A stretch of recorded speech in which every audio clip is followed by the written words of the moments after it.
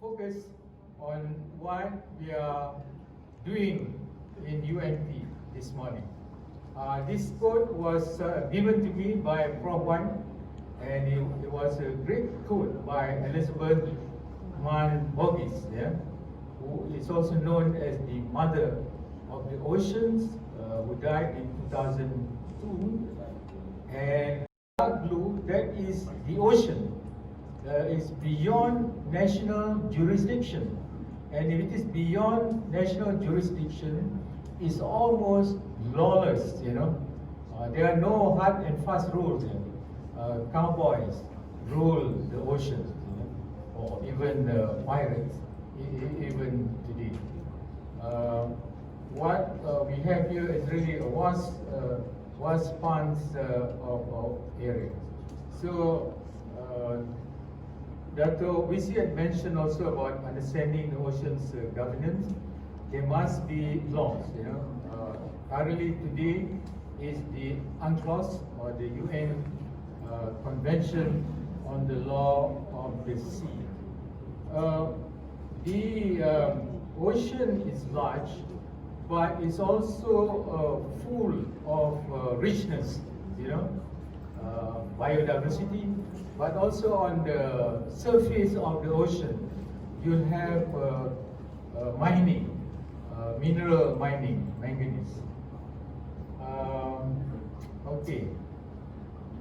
So this is the famous UNCLOS, or UN Convention on the Law of the Sea, with a premise that the oceans is a common heritage of mankind, whereby there are a lot of possibilities, including 1, economic, 2, environmental, 3, peace and security, and 4, ethical dimension. And this convention or law of the sea was negotiated for 10 years. Can you believe that? For 10 years, from 1973 to 1982. So that's how complex and troublesome is this issue. So it was signed in 1982 at the conclusion of the negotiation, and Malaysia became a member through ratification in 1996. If you want to know the difference between signing and ratification, Prof. Wan and her colleagues here can explain that further. As long as it's not ratified, it cannot go into force. It is also intriguing to see why some countries are not party to the UNCLOS.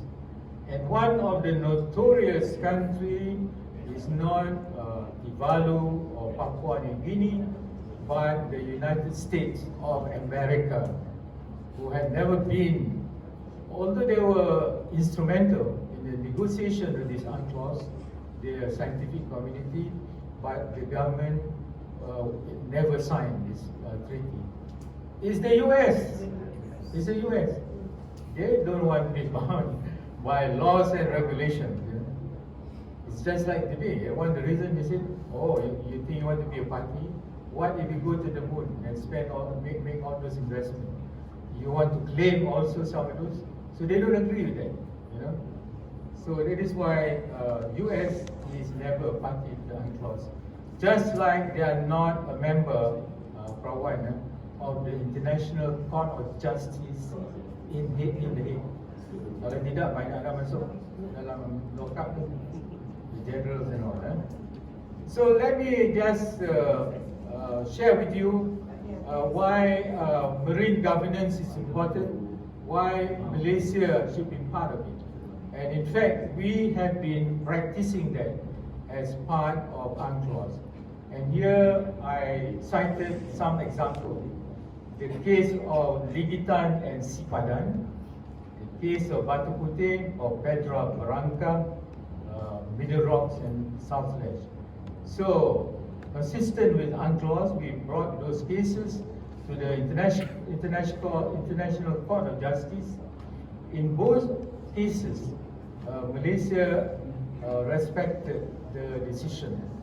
If you have been reading the papers, Sipadan and Ligatan, we won over Indonesia, but we are not bad losers too. We lost Pulau Batu Putih to Singapore. In fact, if you pass through Changi, there's a host of books written by the likes of Tomiko about the triumph of Singapore over Malaysia, over this Batu Putih. So that is part of marine governance. We have also been a good global player, and that's on the Straits of Malacca, the busiest international waterways, and it connects the Pacific Ocean and the Indian Ocean. As you look at it, it's a very narrow strait. But Malaysia, as a good member, had put in place some of those laws to govern the strait. And here I mentioned one or two. We also cooperate with two other littoral states to ensure the safety and environmental protection of the states. So really marine governance has been in operation. The other example I wanted to show and share with you today is Malaysia's interest on the Antarctica. Thanks to Dr. M, when he came into office, he made Antarctica one of the defining elements of Malaysia's foreign policy. Here's a small country based in the tropics, very far from Antarctica, raising its voice in the UN, saying, hey, what's going on? Antarctica is only being utilized by a number of countries, I think about a dozen for one, in the so-called Antarctic Treaty System, ATS. So, with Mahathir's persistence, he eloquently championed this at the UN. But because the issue is so intriguing, he got the support of the majority of the world's government, in particular the third world, the so-called G77 in China. He brought them, the Africans, the Latinos, the Asians, to say, yes, Antarctica should be a common heritage of mankind. And with that, our scientists did a very good job of doing research in Antarctica. One of the reasons for that is economic bioprospecting. Bioprospecting is a form of looking for compounds which can be used in industry.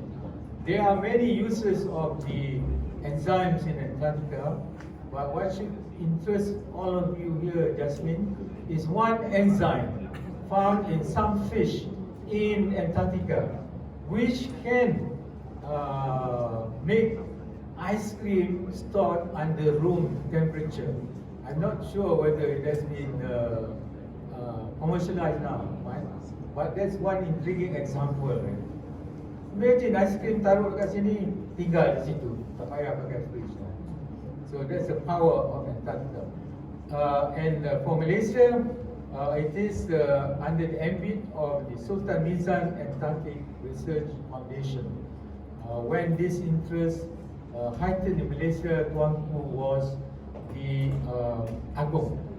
And here are some of the research products from Malaysia, which are now being actively pursued.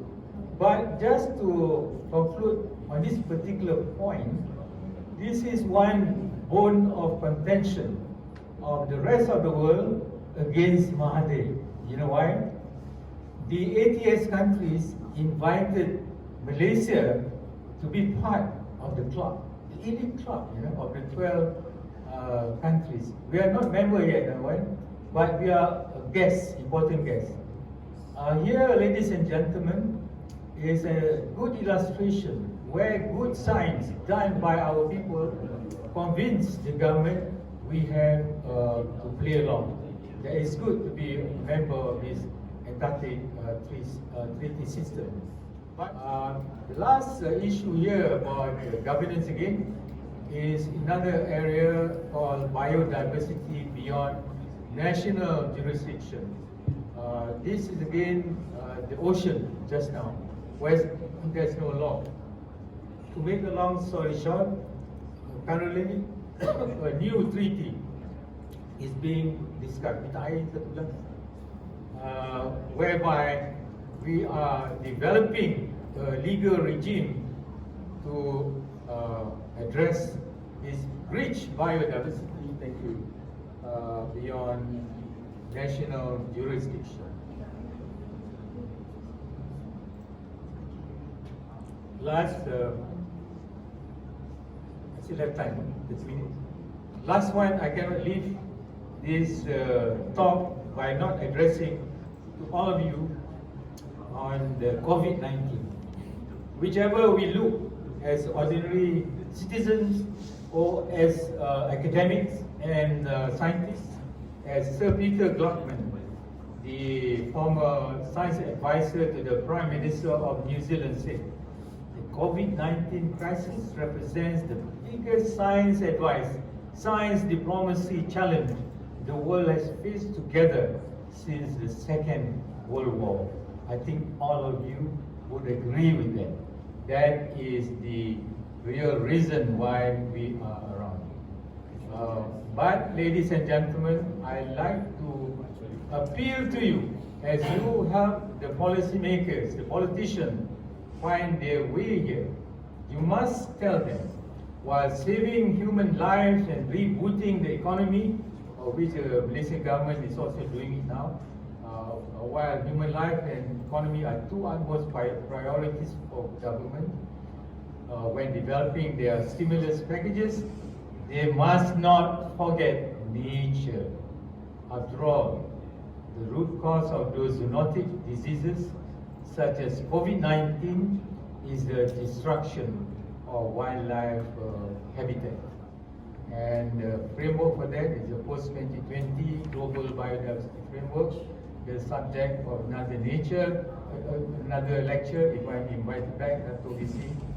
But just to end, by my role as ambassador and science advisor of this campaign for nature, sponsored by the National Geographic Society and the WISE Foundation in the US. And that is for our survival. It is recommended that countries consider setting aside 30% of its land mass to protected areas. Just to share with you, in the context of the terrestrial area is not bad. What is the percentage now? 19%. Malaysia and ASEAN has covered 19% of the terrestrial area. But for marine, our target is still 30%, but we have only been able to cover 5%. So, Prof. this is another challenge for you and your group here in UMT to increase this percentage if you want to be counted. All right, so conclusion, political agenda and socio-economic development are very important, but we need to balance the environment. I mentioned that. With that, ladies and gentlemen, I come to the end of my talk. I hope it makes some sense, but here, while we celebrate the Center of Excellence in the UMT, we must also remember we have a very heavy responsibility, and that is where science meets the policymakers. So don't just stay in your ivory tower dekat pantai yang cantik ni, but at one stage you must stand up and be counted. And how do you stand up and be counted? Using the strength of your knowledge. With that, terima kasih. Assalamualaikum warahmatullahi wabarakatuh.